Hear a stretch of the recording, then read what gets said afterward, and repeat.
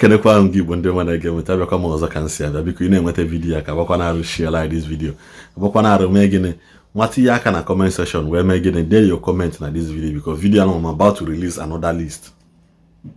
I'm about to drop again another list I'm not drop again list abụ gịnị ndị ji eziokwu achị anyị na this social media space. Ndị ji eziokwu achị ndị bụ na gịnị na ha pụta yes, no one abonye quote na eziokwu. They may not get the views, they may not get the followers, they may not have the numbers. But once you get 1 or 2 videos, a man of these people are making sense. Gotta go. Once you get their video 1 or 2, a man of the beginning na make too much sense. And they are news na beginning na from a reliable source. Reliable, you won't have kick you against again and but also from there. So on top of this list now, number 10, now I go from 10 to 1. And on top 10 list of Igbo content bloggers. Bloggers slash ndị nwe reliable source. Bloggers slash ndị nwe reliable source. No ya be na their wall, na their timeline. If you can eziokwu, you may not agree with it too. Because even in when Jesus, the Bible made us to understand that Nicodemus came to Jesus by night and said, Master, we know that you're a servant sent by God. That we know that onye nke Chukwu zitelo. Man, deep down in their heart during the day, they will never acknowledge it. Man, so on the top of that list here, nwanyị pụtago wee mee gịnị olu ntutu taa nọ ya azọgbu ndị omenala bụzọ eziokwu nọ ya akwa to wash ihe niile bụ gịnị asị niile ha sachucha na brain mmadụ mmasị na chi. The number 9 Ebudon TV nke melo interview maka nke expose secret Matthias na ndị ụmụ nwaanyị ọ chọrọ ịkwụ ụgwọ 10,000 mgbe ahụ. When I expose with the secret, he just through his page, a focus things and I get there. Ibudon TV. You got there, you things on by yourself. If you undiluted truth, news water. News news aga. Then number 8 on that list, Obama TV. Obama TV. Obama Production TV. Onye nke ha na-ekwubita truth eziokwu bụ nke ya. Ọgwa gị ya ịchọzikwa ịkwa isi na gọta.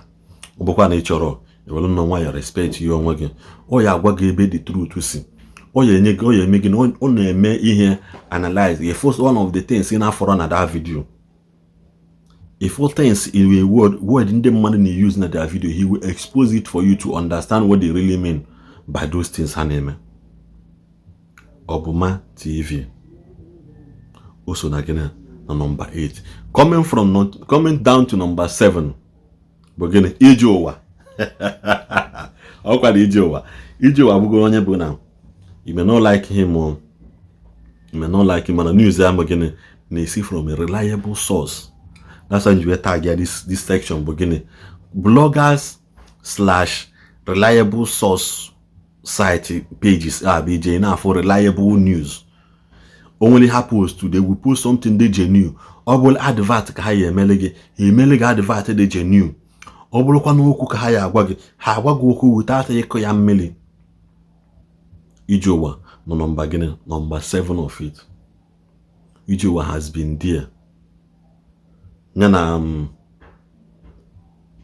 our Kadafi and that GO otegwa aka ha godo welia. Otegwa ha na egwodo ihe. So Ijowa bụ Ijowa na number 7 of this list. So Ije na wall Ijowa. He may be against what we are saying, he may be against what we are doing. Ngana ge ya ntị n'onu. Ana ege mmadụ ntị n'onu before you male ihe onye ahụ na-ekwu. Then coming to number 6, Igbo Channels TV. Yes. Anọ m na that list. Because I'm not like ịgwa gị eziokwu. You may not like it too, but I will still tell you that truth. Ige ntị ghọta ihe m na-agwa gị. All these top guys is a problem because I don't want them to control me. I dish out things ka nsi wee fụ ya mgbe ọsọ bụ na nna nwere ihe mmekwu mpịa onwe m ka akwa n'ụlọ onwe m. Bible si gịnị, a fool even when he is quiet is regarded wise. So ọkala m mma ka m mee gịnị na mpịala onwe m ka akwa zuo ike.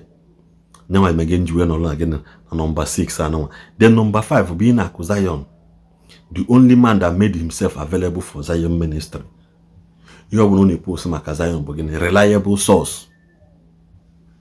He has made himself available, his resources, his time, everything, his whole being abụgo gịnị sold out to Zion ministry. So o post ihe maka Zion ministry or a reliable source ka ọ bụ.